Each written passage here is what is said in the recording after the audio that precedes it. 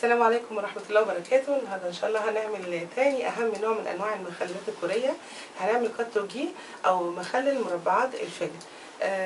النوع ده حار، يعني انا عايزه اقول بس ان احنا يعني مش دايما نبقى نقلق من الشطه في الطعام الكوري. نص المطبخ الكوري اكلات حاره، لكن الميزه بقى ان يعني معظمها ممكن يتعمل نسخه تانية منها ما تبقاش حاره. والشطه كمان في حد ذاتها ما هياش مضره، بالعكس لها فوائد كتير جدا. ربنا ما خلقش حاجه مضره على الاطلاق، اكيد لها فوائد مفيده للقلب ومفيده للامعاء ومفيده للمراره ومفيده لحاجات كتيره جدا، يعني لو حاولنا ان احنا نعرف فوائدها. زي كمان ان احنا لما بعد ما نعمل المخلل تاني يوم هنلاقي الحراره قلت شويه عن اول يوم. حاجه تاني ان لما بناكل احنا بناكل منه حاجه يعني فتح للشهيه، مش بناكل كميه كبيره، فاكيد مش هيبقى لها الاضرار اللي احنا متخيلينها عن الشطه. هنبدا ان شاء الله بالمكونات. طبعا هنعمل بما ان هنعمل فجل، ده فجل بس ده مش كوري، ده صيني، بس يعني طعم نكهه واحد. ده كرات بلدي بتاعنا. ممكن لو في شايفس متوفر ممكن نستعمله، او ما فيش يعني نستعمل الكرات البلدي. هنحتاج بصل اخضر، توم، فلفل بقى. يعني الناس اللي بتشتكي ان ما عندهاش مثلا الشطه الكوري او مش متوفره عندها، الفلفل الاحمر اللي هو الطازه الطبيعي ده افضل بديل ليها. ممكن ان احنا نستعمل الفلفل ده، بس نخلي بالنا ان النوع ده حار جدا، يعني نستعمل نص الكميه لو احنا هنستعمل ده. هنحتاج كمثرى، ممكن تفاح، بصلايه صغيره، ملح وسكر وصويا صوص.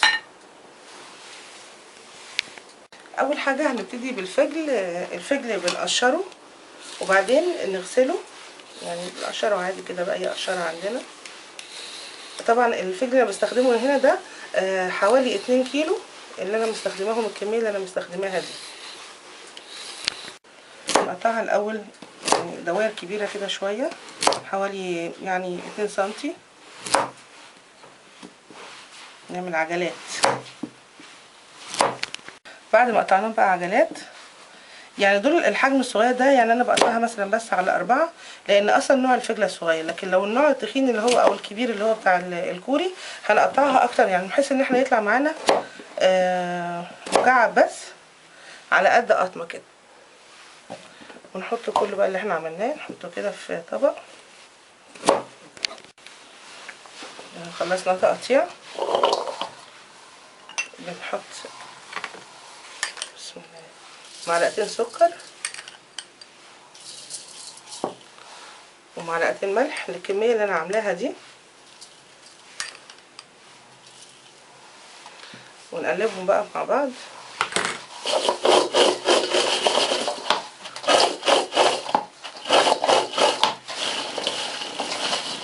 ويعني كل 10 دقايق كده نروح نقلبه، وما نسيبوش اكتر من نص ساعه، عشان يعني الناس اللي بتشتري حاجه ملحت منها بتبقى سابتها في الملح فتره طويله.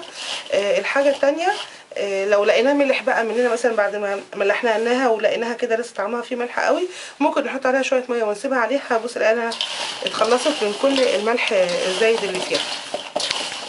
دلوقتي بقى هناخد الفلفل ونقطعه كده قطع صغيره.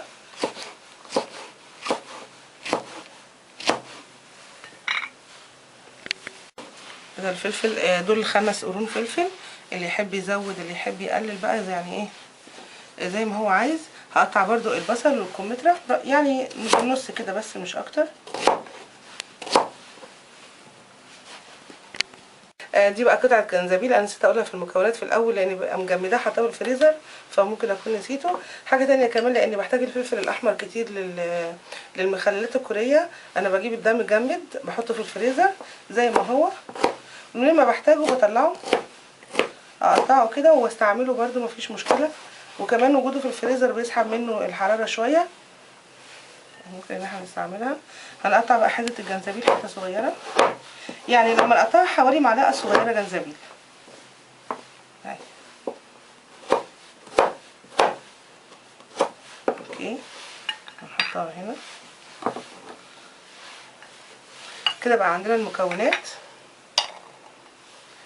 حوالي 10 فصوص توم، دول عشان صغيرين. لو توم كبير هنستعمل اللي هو توم الكبير، نستعمل يعني 6 7 فصوص توم. دول 10 11 فص توم. الفلفل المقطع، الكمثرى والبصل والجنزبيل، كل ده بقى بسم الله هناخده ونحطه مع بعضه في الخلاط. دي اسهل طريقه بقى ان احنا نعمل بيها الايه، طريقه الفجر دي. الجنزبيل والبصل نحط كله هنا. هنحط بقى عليهم نص كوبايه ميه صغيره. لو في عصير تفاح كمان تبقى احلى، بس عشان يتخلطوا بس مع بعض في الخلاط. بسم الله. بسم الله. خلاص بقى عندنا السائل جاهز، وهنعمل بقى الخضروات. هنقطع بقى البصل الاخضر، نقطعه كده شرايح رفيعه. هنحط البصل الاخضر هنا،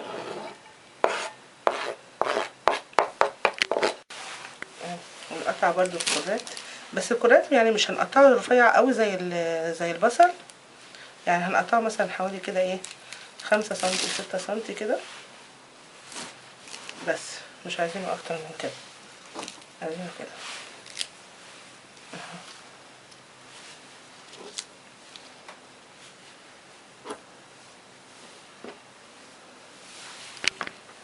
بعد نص ساعة كنت بقلبه كل 10 دقايق. المية دي هو اللي نزلت منه من الفجل نفسه. بسم الله ننزلها كده. طبعا انا بعد ما قشرته وغسلته فانا مش محتاجة ان انا اغسله تاني خلاص، المية دي مش هنحتاجها خلاص. كل اللي هنعمله بقى ان احنا هنحط الحاجات اللي احنا عملناها. ده البصل الاخضر والكرات او الشايبس لو موجود، ونحط بقى الخلطة السرية اللي احنا عملناها دي. هنحط معاهم معلقة صغيرة سكر ومعلقة صغيرة ملح، ونحط برضو مفروض نحط معلقتين او 3 كوتشو او شطة مسحوق الفلفل الاحمر، بس يعني كفاية معلقة واحدة، وخصوصا لو احنا مش بنستعمل شطة كوري، يعني مش ما يحبش ان احنا نكتر منها في الطعام الكوري. دي زي ما احنا شايفين ربع كوباية صويا صوص، مش هاخدها دي اكتر من ربع. بس بقى يعني ايه التقليب بقى، نحاول ان احنا في المرحلة دي ان احنا ما نحطش ايدنا مباشرة فيه، علشان بيبقى الشطة حامية جدا. لون الشطة الجميل.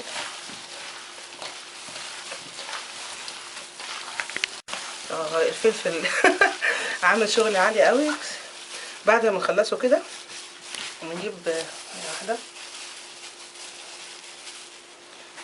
نجيب برطمان زي ده كده ونحطه فيه. ممكن اي علبة بلاستيك، ممكن يفضل لو حاجة ازاز، لكن انا عندي برطمان ازاز كبير جدا عليهم.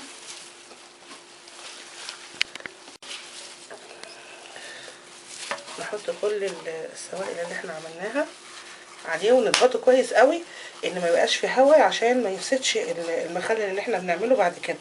احنا مش عايزين هواء فيه. بكده نكون عبينا كل الفجل اللي احنا عملناه مع الخضروات بتاعته.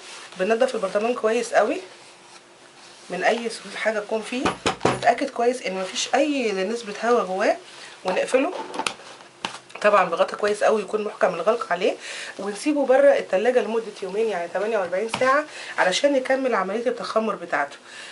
بعد 48 ساعه بندخله بقى التلاجة، وكل ما نحتاج منه نطلع ونعمل زي كده. بس ده طبعا لسه معمول حالا. بعد يومين هنلاقي الخضروات دي دبلت وبقت يعني شكلها مختلف، ودرجه الحرقيه بتاعته او الحراره بتاعته قلت كتير. بس انا عشان متعوده عليه ومش قادره استنى يومين. حلو دلوقتي. بسم الله.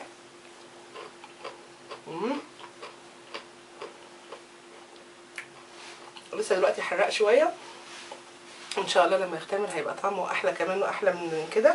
يا رب يكون سهل عليكم وتعملوه. طبق الكاتوجي الكوري. انا غدا ياسين، السلام عليكم ورحمه الله وبركاته.